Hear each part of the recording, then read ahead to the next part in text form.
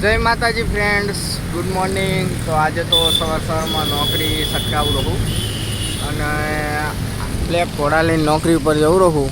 તમને બ્લેક ઘોડો તો નહીં દેખાડું, કેમ કે યુટ્યુબમાં અમુક વસ્તુ ના દેખાડાય અને કે કોપીરાઇટ આવી જાય. એટલે જવું રહું નોકરીએ અને બ્લોગમાં આજના બન્યા રહેજો. જો ગાય માતાના દર્શન કરવા હોય તો કરી.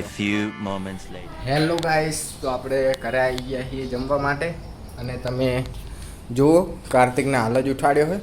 કાર્તિક હેડ, પપ્પા મમલાયા ચાલ. તો આપણે કાર્તિક માટે વેફર લાવ્યા છીએ અને જોઈએ આજ તો કાજલે શું જમવાનું બનાવ્યું છે. તો દાળ ઢોકળી દેખાઈ રહી છે, પરોઠા, ચવાણું પડ્યું છે. હમણાં દશામાના વરત બધે પેડાય પ્રસાદી થોડીક પડી છે અને આ હે કાજલ. કાર્તિક ખાવા ચાલ. લે વેફર લાવ્યો, લે તારો લે.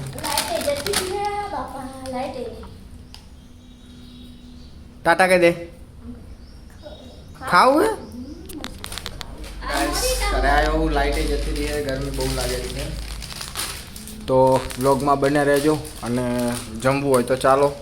બહુ મસ્ત જમવાનું બનાવ્યું છે.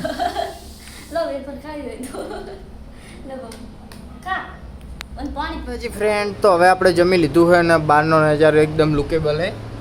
તો આપણે જમી જઈએ અને તમે જુઓ આપણે યુટ્યુબમાં જે હમણાં ચેનલ બનાવી છે, જેમાં આપણે બ્લોગ અપલોડ કરીએ છીએ, એની અંદર મિત્રો 19 સબસ્ક્રાઈબર થયા છે અને 4 બ્લોગ મૂક્યા છે.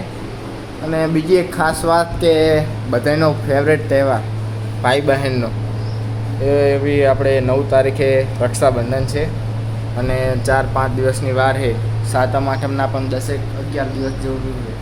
તો આપણે તો આ વખતે બેન જોડે રાખડી બંધાવવા નહીં જઈ શકીએ, કેમ કે હાલ તો ગાંધીધામ છીએ અને હજુ હમણાં જ વૈશાખ મહિનાની ગામડામાં જઈને આવ્યા છીએ લગ્નમાં.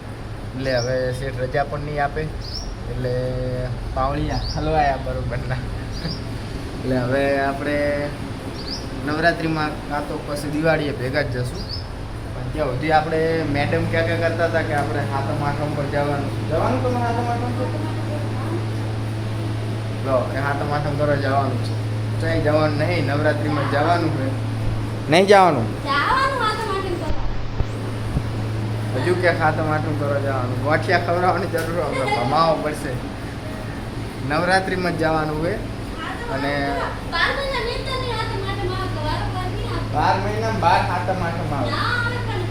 તિથિ પ્રમાણે તો આવે ને. કૃષ્ણ ભગવાનના જન્મની તારીખથી એક જ છે, એ વાત સાચી છે. જોઈએ ચલો.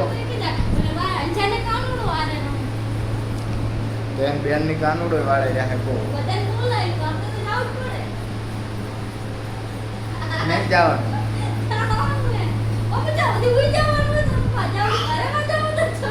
અહીંયા થોડીક મેટર બગડી છે, એટલે તમે બ્લોગમાં બન્યા રહેજો અને ચેનલ સબસ્ક્રાઈબ ના કરી હોય તો કરી દેજો, બરાબર.